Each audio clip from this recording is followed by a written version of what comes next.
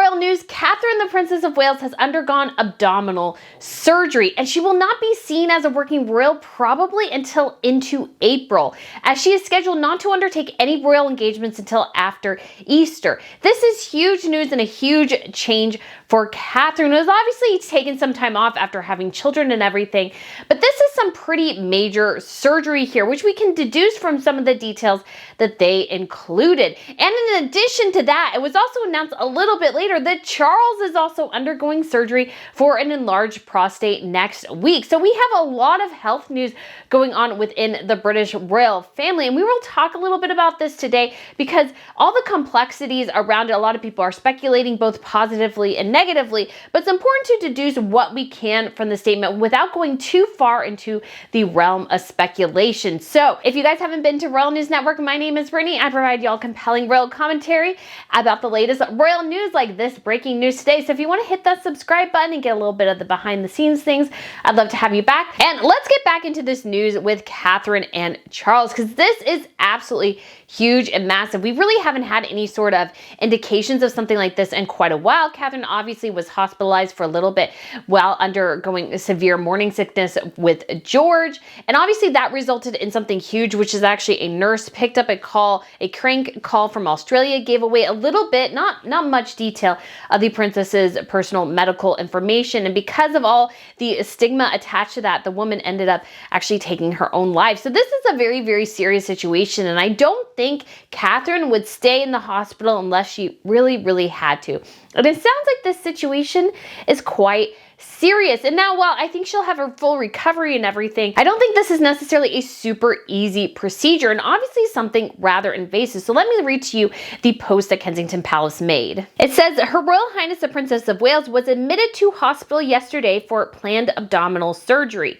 The surgery was successful, and it is expected that she will remain in hospital for 10 to 14 days before returning home to continue her recovery. Based on the current medical advice, she is unlikely to return to public duties until after Easter. The Princess of Wales appreciates the interest this statement will generate. She hopes that the public will understand her desire to maintain as much normality for her children as possible and her wish that her personal medical information remains private. Kensington Palace will therefore only provide updates on Her Royal Highness's progress when there is significant new information to share. The Princess of Wales wishes to apologize to all those concerned for the fact that she has to postpone her upcoming engagements. She looks forward to reinstating as soon as possible. And the additional information that we have is that she is currently at the London clinic. And obviously nobody should go over there trying to catch a view of the Princess of Wales. It is a private hospital and she deserves all the recovery time she can get. But there's some interesting things that we can deduce from this, which is number one, whatever it was pretty major, because you don't stay in the hospital for 10 to 14 days if something isn't pretty major, because if you've never spent the night in a hospital before, it's pretty miserable. People come in and check on you every couple of hours. There's noises, you can't sleep. I've actually been in the hospital a couple of times, both for bone breaks and I guess you could say fairly major surgery, just so you can see I have like a nice little scar right here, if you can tell. And so I had like, I think I counted them once because I can count all the stitch marks, like 20 stitches or something like that.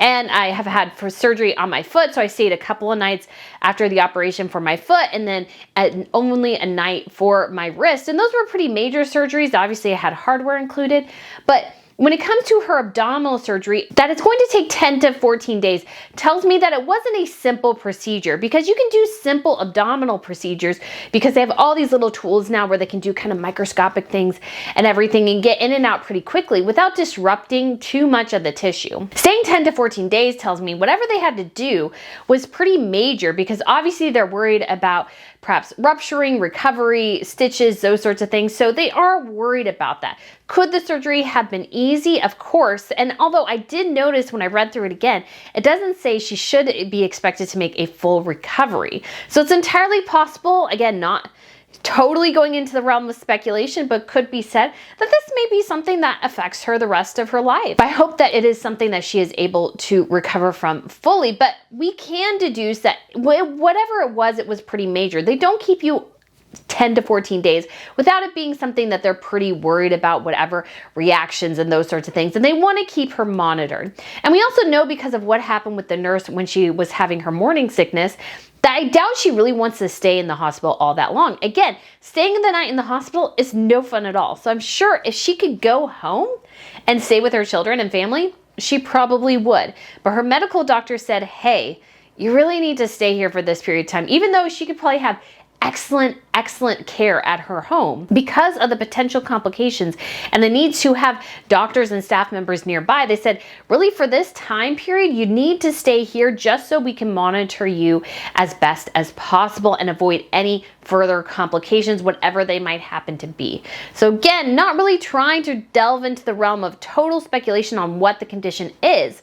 We can deduce that it is serious, because in addition to staying for those 2 weeks, she will also have an additional 2 months, because Easter's not until March 31st, an additional 2 months where she is not working. So that means that it's going to be a big recovery, whatever it is. Now there's some, again, people have speculated on different conditions and what it could be. And I think I tend to lean towards some more than others. But again, I know somebody who had a particular surgery and she was out, I think, for like a good 6 months, or 6 weeks or something. She had a huge recovery time, and it fits sort of maybe with what Catherine is going through. But again, I don't want to delve into that speculation realm, because Catherine has asked obviously for privacy, and she should of course get it, especially for her and her children, because this will be a huge thing for them too, seeing their mother in the hospital, visiting her there. I'm sure there's like a lot of security around and everything. So this will be quite a complicated situation. And we also have the news that William will not be undergoing any real engagements for the next 2 weeks while she's in the hospital, and then an additional time period, maybe a week or two after she is out of the hospital and at home. And again, this signifies to me that whatever it is, it's serious. It's going to affect mobility to some issues, because you use your abdominal muscle so much. And we know Catherine is a fiend. She works out constantly. So I'm sure she is in excellent health.